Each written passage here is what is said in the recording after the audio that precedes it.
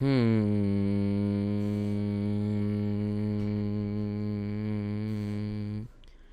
are we gonna end this pandemic? Well, there is one major problem. That is COVID-19. So if you want to know what COVID-19 is a virus that originated in Wuhan, China, that is believed to either be released by the government or contracted from a bat. The symptoms consist of dry coughing, fever, and difficulty breathing. It is spreading at a quick pace, but the epicenter is New York, and I live there, so it's not really too good for me. So what can we do to avoid it, and how effective will it be?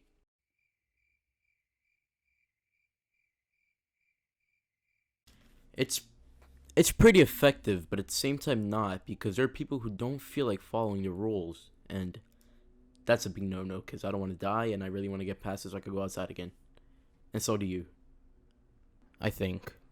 So anyway, what even is my plan, you may ask? For starters, we could just keep restaurants drive-thru only, because you want the McDonald's, and I understand that. Second of all, we could keep schools closed. Not because I don't want to go, but like for safety, Definitely. Next things we can do is check people's temperatures when they go into the buildings and facilities. If they have a high temperature, well, you're screwed, because that means you do have corona, apparently. A solution could be just limit the amount of people in the building, of course. We can do a system where half of the workers can work for 1 week and the other half could work the next. Therefore, everybody gets a job and money. Now, the next one's really important. Just keep distance and do not cough on anybody else. Man, I so bad. So if you want to know the amount of cases, hospitalizations, and deaths, here they are. Yeah. Got it. Yeah, I understand. Yeah, cool. So, looking at that data set we just saw, we could clearly see that everybody was disobeying the rule of quarantine during the end of March and beginning of April, since that was the peak. We could also see that the number of cases was highest compared to the hospitalizations and deaths, with hospitalizations being the second highest and deaths being the third. So, theoretically, if we were just to stay inside and like we're supposed to do, just do not associate with other people outside of your home, we would be okay. We would feel okay. We all know that the novel coronavirus is ripping it through all of the biggest cities in America. Financially, that is. How exactly? I don't know. That's the 3.28 million Americans that applied for unemployment benefits. It is because a lot of jobs are shut down and people are forced to value their money, which then prevents major states from trading stocks and providing for their city, leading to economical failure. And if you're feeling a bit down, just a bit sad, just know that you should just leave your screen alone and go talk to family. I know, because it works, because just raging at a game for more than 7 hours isn't fun at all.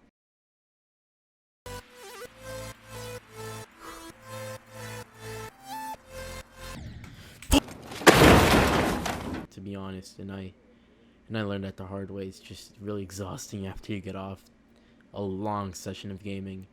So yeah, you should just go talk, It's better just to catch up with your family. It feels much more nice and a warmer feeling than playing a game. So can our body fight off coronavirus? I don't think so.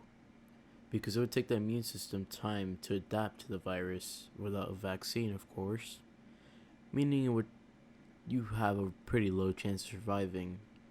But for the main part, at least you have a chance, so just be grateful and hopefully you're lucky. So let's say a vaccination does come out. What does it do? Vaccinations are substances used to stimulate the production of antibodies and to provide immunity to one or more diseases. Is that correct? Okay, cool. Due to stimulating, the immune system adapts to the virus or the weakened pathogen, and then learns how to tackle the virus in return. So what we can take away is that vaccines is one of the keys to ending the pandemic.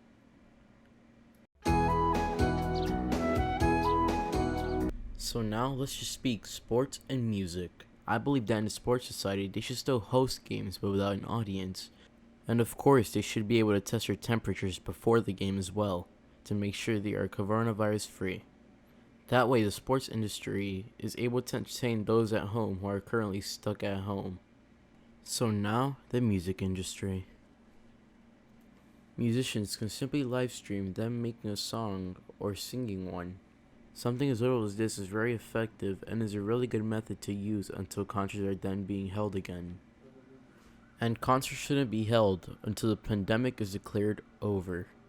At the end of the day, we could take this pandemic is actually pretty serious and you have to stay home, follow the protocols to live, and just try to keep yourself out of harm's way.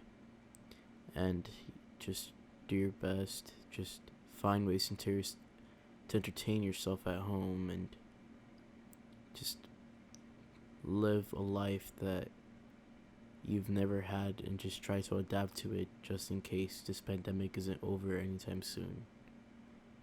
Anyway, on that note, goodbye. It's 2 a.m. and I need to go to sleep. Finally.